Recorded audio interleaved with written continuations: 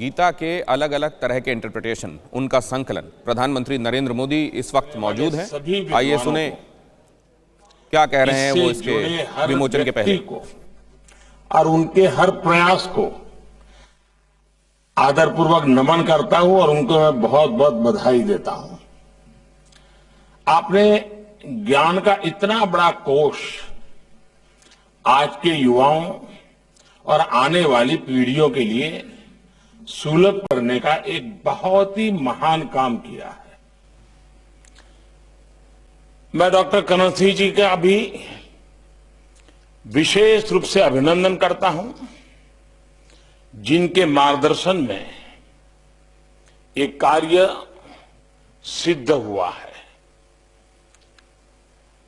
और जब भी मैं उनसे मिला हूं, एक प्रकार से ज्ञान और संस्कृति की धारा अविरत बहती रहती है। ऐसे बहुत कम बिरले मिलते हैं।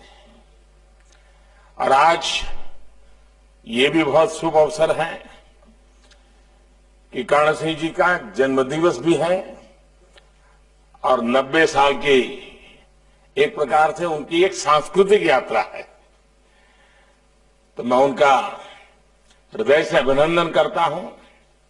मैं आपके दीर्घायु होने, अच्छे स्वास्थ्य की बहुत ही कामना करता हूं। डॉक्टर कर्ण सिंह जी ने भारतीय दर्शन के लिए जो काम किया है, जिस तरह अपना जीवन इस पवित्र कार्य के लिए समर्पित किया है, भारत के शिक्षा जगत पर उसका प्रकाश और प्रभाव स्पष्ट रूप से देखा जा सकता है। आपके इस प्रयास ने जम्मू कश्मीर की उस पहचान को भी पुनर्जीवित किया है, जिसने सदियों तक पूरे भारत की विचार परंपरा का नेतृत्व किया है।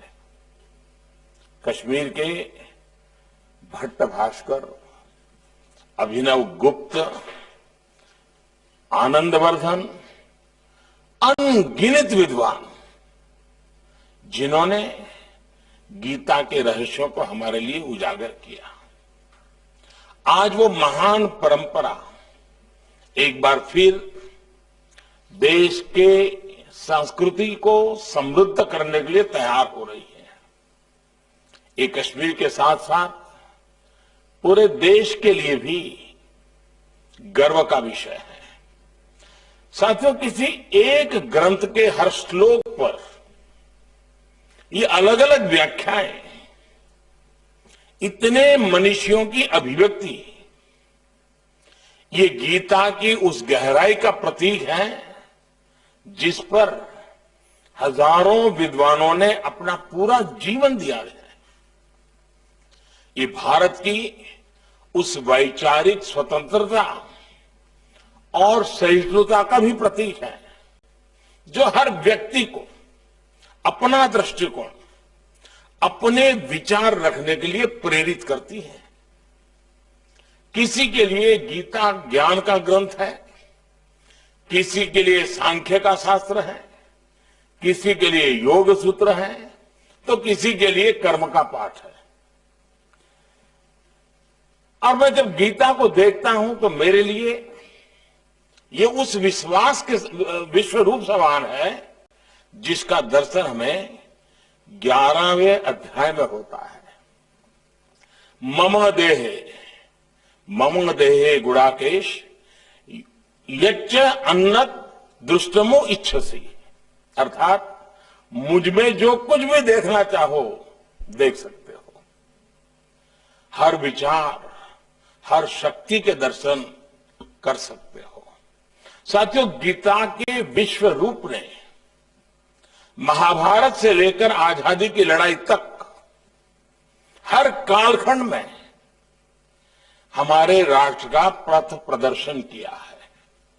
आप देखिए, भारत को एकता के सूत्र में बांधने वाले आदि शंकराचार्य जी ने गीता को आध्यात्मिक चेतना के रूप में देखा। गीता को रामानुजाचार्य जैसे संतों ने आध्यात्मिक ज्ञान की अभिव्यक्ति के रूप में देखा। स्वामी विवेकानंद जी के लिए गीता अटूट कर्मनिष्ठा और अदम्य आत्मविश्वास का स्रोत रही है।